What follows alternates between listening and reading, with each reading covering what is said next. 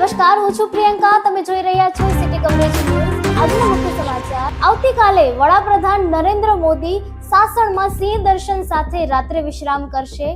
અમિત શાહ સહિતના નેતાઓની ઉપસ્થિતિમાં ફોરેસ્ટ વિસ્તારના 50 ઉચ્ચ તજજ્ઞો વાઇલ્ડ લાઇફ બોર્ડની બેઠકમાં જોડાશે. મોદીના પ્રવાસના સમયે સાસણ તાલાળાના માર્ગોને અરીસા જેવા ચોખ્ખા ચણક કરી દેવામાં આવ્યા છે. હાલ મોદીના કાર્યક્રમમાં 8 એસપી, 15 ડીવાયએસપી, 30 પીઆઈ સહિતના પોલીસ સ્ટાફનો બંદોબસ્ત ગોઠવવામાં આવ્યો છે. 3 માર્ચ સોમવારના રોજ વડાપ્રધાન નરેન્દ્ર મોદી પ્રથમ જ્યોતિર્લિંગ સોમનાથ દાદાના ચરણમાં શીશ ઝુકાવશે તેમજ સોમનાથ ટ્રસ્ટની બેઠકમાં ભાગ લેશે. મોદી આ ટ્રસ્ટના ટ્રસ્ટી પણ છે. જૂનાગઢ કલેક્ટર અનિલ રાણાવસિયા અને અધિક કલેક્ટર ચૌધરીએ દેશમાં પ્રથમ વખત 54 કિલોમીટર જૂનાગઢ મેંદરડા સાસણ રોડ તેમજ 16 કિલોમીટર સાસણ તાલાળા સહિતના કુલ 70 કિલોમીટર રોડને સંપૂર્ણપણે પ્લાસ્ટિક મુક્ત કરવા આપ્યો છે. રોડની બંને સાઈડો પરથી પીડબ્લ્યુડીના સ્ટેટના સહકારથી પ્લાસ્ટિકને સાફ કરવાનું એક અભિયાન હાથ ધરવામાં આવ્યું છે. બંને સાઈડો રીમેટલિંગથી મઢી દેવામાં આવી છે. લોકમુખે ચર્ચા થઈ રહી છે કે દર વર્ષે વડાપ્રધાન ચોક્કસપણે સાસણ આવે જેથી રોડ રસ્તા સહિતની કામગીરીનો લાભ પ્રવાસીઓ, રહીશો ઉપરાંત વાહન ચાલકોને પણ મળે અને તેવી લાગણી અનુભવી રહ્યા છે. અમરેલીમાં કીર્તિદાન ગીતા રબારીના લોક ડાયરામાં ભાજપ નેતાએ ડોલર અને રૂપિયાનો કર્યો વરસાદ. ગુજરાતના લોક સાહિત્યમાં લોક ડાયરાનું એક આગવું સ્થાન છે.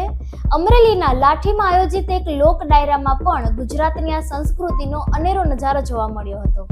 ડાયરામાં લોક સાહિત્ય કલાકાર કીર્તિદાન ગઢવી, ગીતા રબારી અને માયાભાઈ સહિત અનેક કલાકારોએ રમઝટ બોલાવી હતી અને તેમના ઉપર રૂપિયા તેમજ ડોલરનો વરસાદ કરવામાં આવ્યો હતો.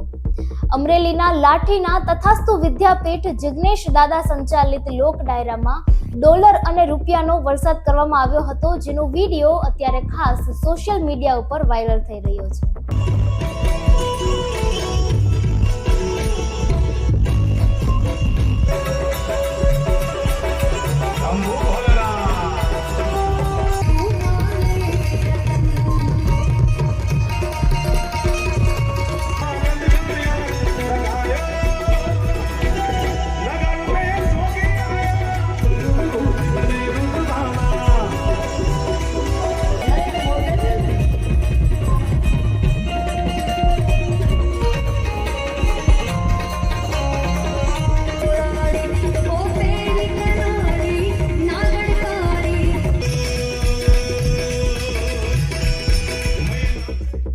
વિદેશીઓમાં જૂનાગઢ પ્રત્યે આકર્ષણ જોવા મળી રહ્યું છે.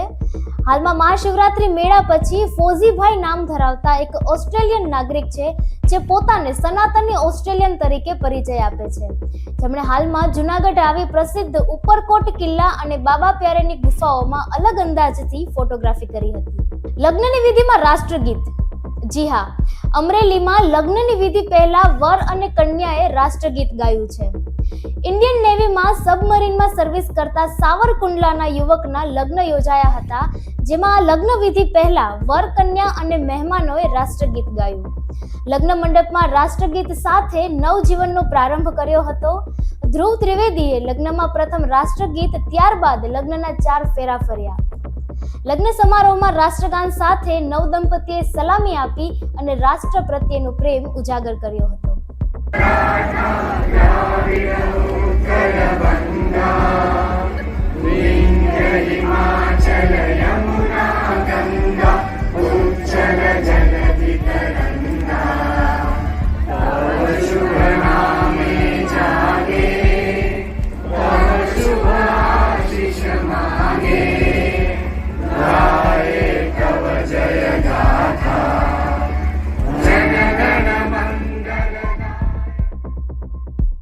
ઇન્દોરથી એક ચોંકાવનારા સમાચાર સામે આવી રહ્યા છે, જેમાં ઇન્દોરની હોલકર સાયન્સ કોલેજના વિદ્યાર્થીઓએ કોલેજમાં હોળી રમવા માટે મંજૂરી ન મળતા પ્રિન્સિપાલ સહિતના 150ને બંધક બનાવ્યા.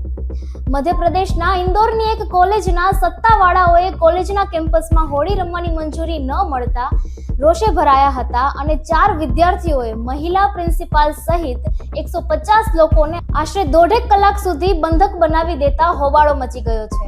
કોલેજ કેમ્પસમાં હોળીની ઉજવણી માટેના પોસ્ટર્સ પણ લગાવવામાં આવ્યા હતા. હોલકર હોલી ફેસ્ટ નામના આ કાર્યક્રમમાં ડીજે અને રેઇન ડાન્સ જેવા કાર્યક્રમોનો પણ સમાવેશ હતો. આ કાર્યક્રમમાં એક ખાનગી કોચિંગ સંસ્થાએ સ્પોન્સર કર્યો હતો અને તેમાં ભાગ લેવા માટે ₹150ની ફી પણ રખાઈ હતી. ઈપીએફઓ મેમ્બરને હવે 50,000 રૂપિયા સુધીનો લાઈફ ઇન્સ્યોરન્સનો લાભ મળશે. ઈપીએફઓએ પોતાના સબસ્ક્રાઇબર્સના વ્યાજદર નથી ઘટાડ્યા, પણ સીબીટીએ એમ્પ્લોય ડિપોઝિટ લિંક્ડ ઇન્સ્યોરન્સ અંતર્ગત સબસ્ક્રાઇબર્સના પરિવારોના લોકોને વધુ નાણાકીય સુરક્ષા આપવાનો નિર્ણય પણ કર્યો છે, જે અંતર્ગત કોઈ પણ રૂકાવટ વગરની 1 વર્ષની સેવા દરમિયાન સબસ્ક્રાઇબરનું મૃત્યુ થવા પર 50,000 રૂપિયાનો મિનિમમ લાઈફ ઇન્સ્યોરન્સ બેનિફિટ આપવામાં આવશે. સિટી કવરેજ ન્યૂઝના ડેઈલી અપડેટ માટે અમારી ચેનલને લાઇક કરો, શેર કરો અને સબસ્ક્રાઇબ કરો.